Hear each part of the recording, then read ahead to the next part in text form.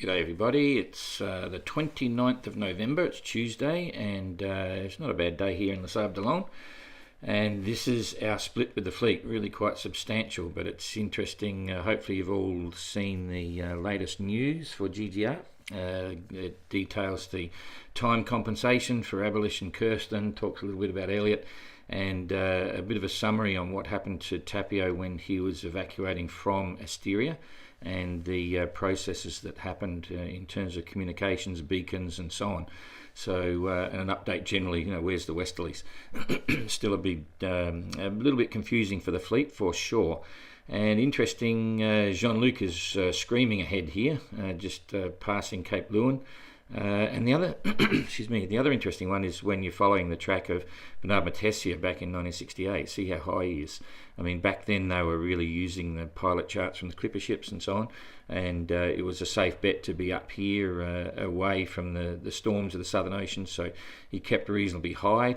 He knew about the Roaring Forties, never been across there before, and this is the 40th parallel here.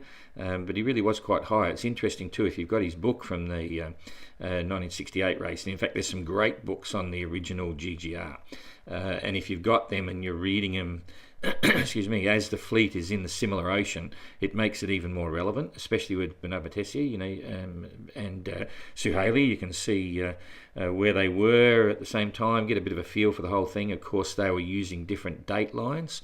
Suhaili and Robin actually set out on June 15th, I think it was, 1968, and Matessia set off on August the 20th. So a little bit date difference, and they were in a different spot, slowly compared to our timelines, but still a bit of fun.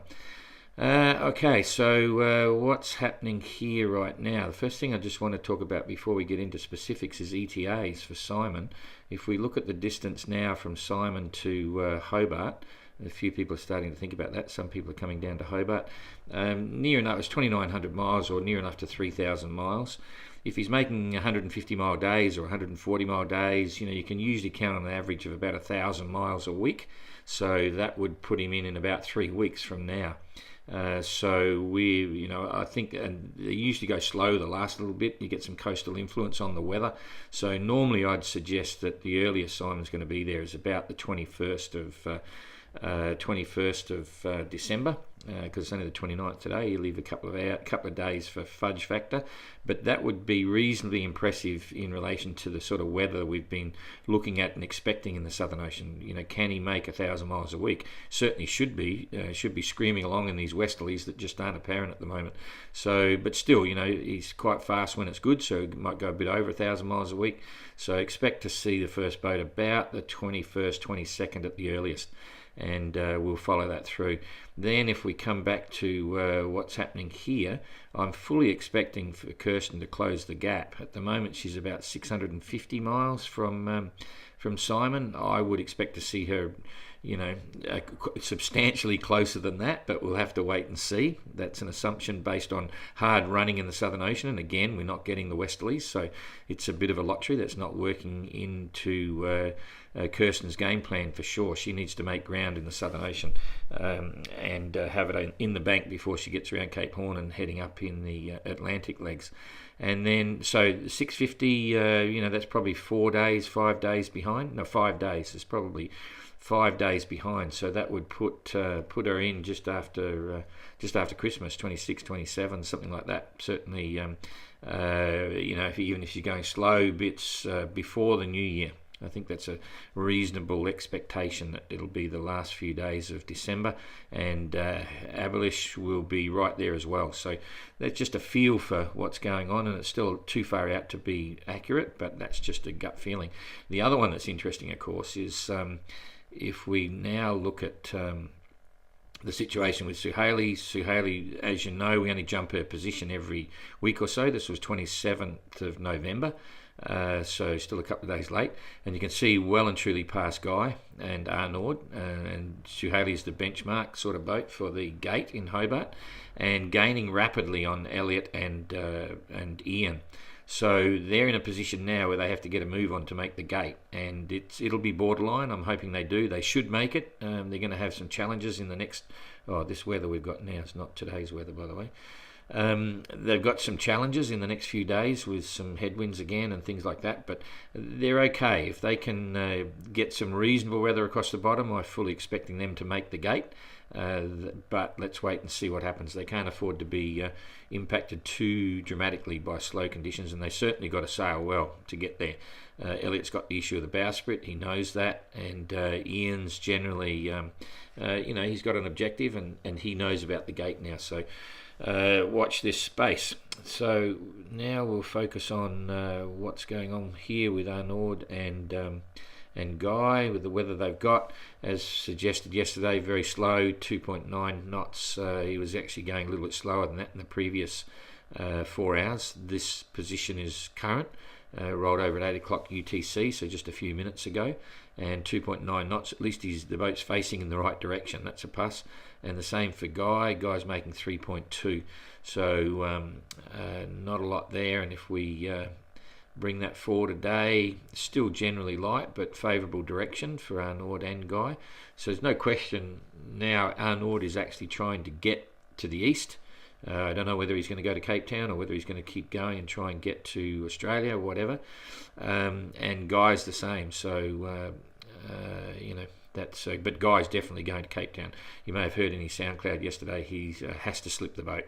So that's his objective, get to Cape Town. There'll be things waiting for him there, no doubt. He can slip it pretty quickly. May take 2 days. Probably a total of 3 days. By the time he gets there, he slip the boat, clean the bottom, he'll get some friends there to help him, whatever. Get it painted, get it back in the water. It's going to take probably about 3 days from arrival to departure. So that's 1 day ahead. Then we go forward another day. Okay, the breeze is getting good. That's a good solid southerly. So they'll be able to beam reach on that, so that's good. That's 1 day of solid stuff. Next day, going light again. And that'll be tricky because Guy might want to get down a bit, but there's less wind below him than up the top, and it's going to swing because they're on the wrong side, it's going to swing to headwinds again. Oh, maybe not. Anyway, we'll have to see what's going on. It's not going to be fast, but it should be regular. Yeah, they should make steady progress. No big headwinds in the next few days anyway. Well, that's nice. So, okay, so they're maybe on a roll. Bring it back to today's weather. And, okay, so Elliot is making 4.4 knots. I should point out there's a bit of a glitch on a few of the boats at the moment for their 24-hour run. In fact, I'm not sure what Guy was going. 54 miles. Oops, I don't know who that was. And we've got a police station happening here. I don't think it's top secret. There's a big film being filmed, and they're turning the parts of the building into a police station. So that could have been the cops. Oops.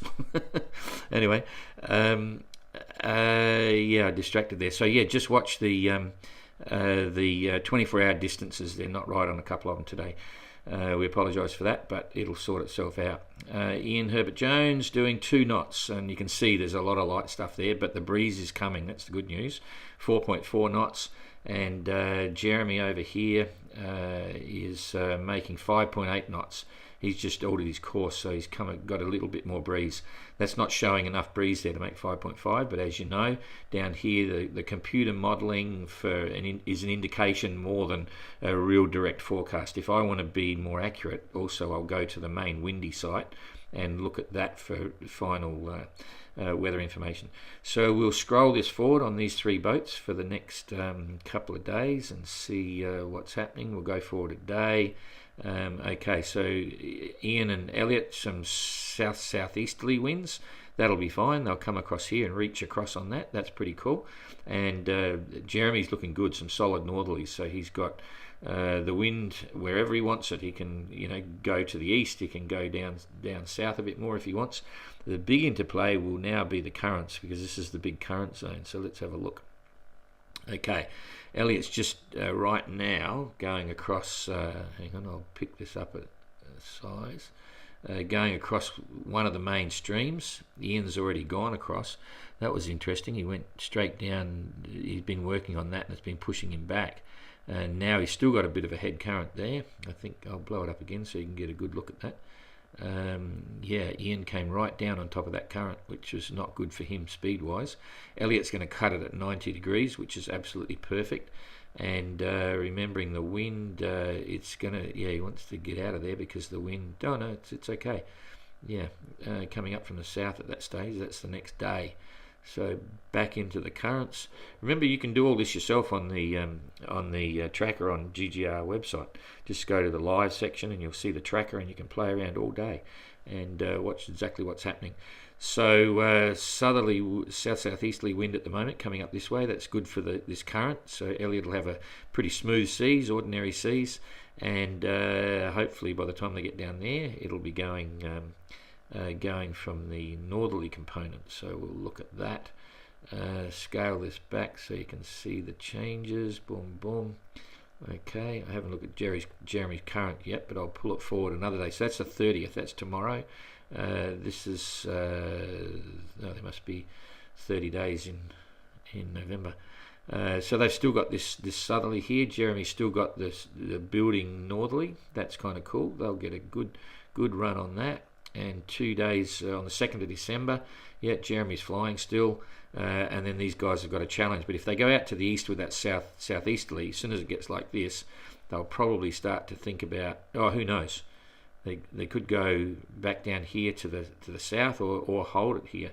You know, I think Elliot's game plan was to stay about 40 degrees south because of the bowsprit. I'm not sure what Ian will do. Anyway, some reasonable sailing conditions there for the next few days for these guys. Jeremy's been making 5.8, and his daily run was 430. Last 24 hours, he's done 438 nautical miles. That's fantastic. He'll be really happy with that. Joke. Anyway, okay. So Captain Goog, 96 nautical miles in the last 24 hours. That's probably correct. Making 5.7 knots, doing really well. Goog's been doing pretty good in some of this stuff. He's maintaining reasonable averages, so I haven't been pegging his distances here, but maybe we should, because maybe I would suggest, without knowing, I haven't measured it off, but he's probably been gaining some yards here. The boat's he really knows his boat now. In fact, all the entrants do, obviously, but sometimes you see some good stuff coming out of there.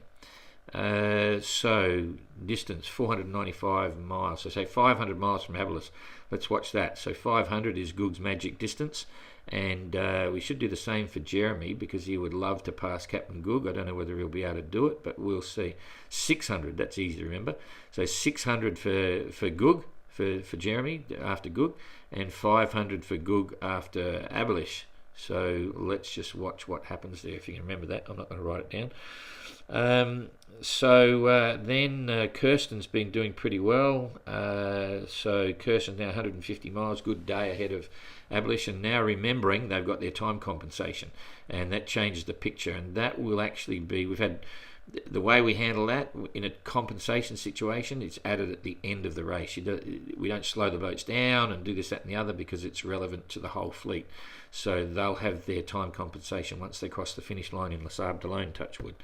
But you can effectively see, and I'm not going to mention the distance because I want you to read the press release, but it's puts her somewhere up here against Abylos, so she's quite a distance ahead now.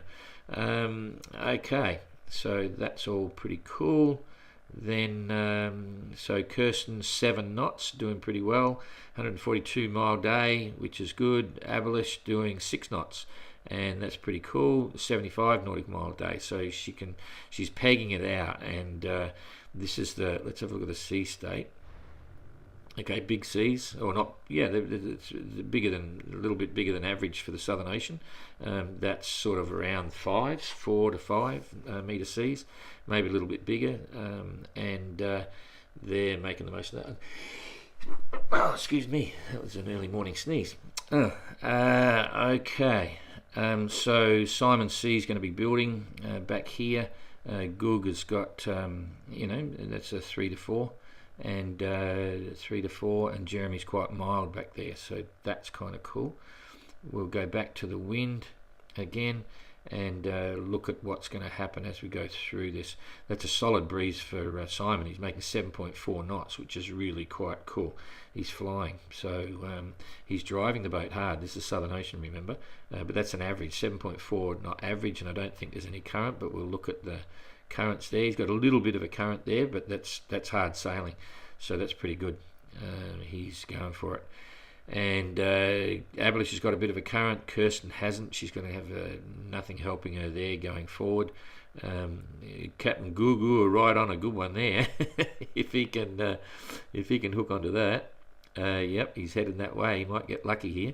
If he hooked onto that, that's going to give him probably another 15-20 miles over a period of time. So that could be good. And Jeremy, no, he's come down on that one, but he's not going to get any benefit here. And depends what he does. So I think what we need to do is just scroll through the weather. I'll go back one, and then we're done. Scroll through the weather for these guys to see what they're going to get going forward. I think I need to drop it back one more. Okay, so we'll go forward a day. Here we go, 24 hours later. Okay, it's just generally moving to the east, the whole system, which is fine. So Simon's looking good at that for 24 hours. He's going to be making good time. So is Kirsten, but it might all change on the 1st. Ooh, jeepers, they're right on it. They should be making the most of that. So I think they'll keep moving because there's no indication they want to go higher. They're currently about 100 and something miles from the zone. Let's just have a look. Boom, boom. Come on. Won't take the second click here. I'll try it again. Nope. There it is. Okay, so now we'll put one on Kirsten and one down there. Yeah, 105 miles. So they're about 100 miles from the zone, which is a nice place to be. It gives you a few options with the weather, but generally, so that's 2 days ahead. They've got reasonably good sailing. Same with Gug, yeah, we'll go forward another day to the 2nd. Oh, it's looking pretty good. So here come the westerlies maybe, but there's the high. You can see the squished up high, and they're on the right side of it. So this is actually looking good. So that's 3 days of drag racing. Let's go another day ahead. That's the 3rd day. Oh, not too bad. Simon will be up here. Kirsten and everyone will either be they would have gone through the northwester and it's come into a southerly. Ooh, you don't want to be back here. Crikeys. Jeremy might get caught up in this. A bit hard to say. That's some strong headwinds, and then if you're going up this way, you're going to get it there. So this is now December the 3rd, so it's 4 days ahead. You might be here somewhere for Jeremy. Anyway, the rest of it looks pretty good. These 3 here are going to keep going, and I think Gug will be over that by then. Gug should be up here somewhere. So he's looking all right. And this is the first influence where you're starting to see how important it is not to get one weather system behind. I think Gug is just going to make it. He'll just get through this, so he'll stay in contact with Kirsten and Ablish. And it's very important for him because he's coming 4th at the moment, and you never know what happens going forward. So he needs to stay in touch. So let's hope he's up here somewhere by the time it happens and doesn't get hooked up in this, because you can imagine if this was today's weather, the person sitting here is going to lose out dramatically to the 3 moving forward because they're on the other side of that system. Anyway, fun to watch, and that's a bit of a long one. So